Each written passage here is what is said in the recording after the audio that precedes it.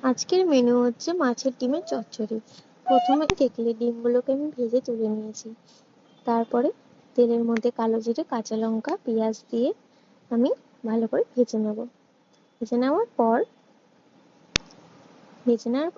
আস্তে আস্তে আমি সবজিগুলো সব দিয়ে দেবো। তারপর নুন, হলুদ, লঙ্কার গুঁড়ো, জিরের গুঁড়ো, ধনের গুঁড়ো দিয়ে আমি ভালো করে এটা মেশাতে থাকবো। মেশানো হয়ে গেলে যখন সবজিগুলো আস্তে আস্তে সেদ্ধ হয়ে আসবে, তখন আমি ডিমগুলো দিয়ে দেবো। ডিমগুলো দেওয়ার পর আবার নাড়তে থাকবো ভালো করে, যতক্ষণ না সবজিগুলো ভাজা ভাজা হচ্ছে এবং সিদ্ধ হচ্ছে ভালো মতো। দেওয়ার পর আমি কালো জিরে আর লঙ্কা শিলে বেটে নেব। বেটে নেওয়ার পর সেইটা দিয়ে দেবো ওর মধ্যে। দেওয়ার পর আবার নাড়তে থাকবো।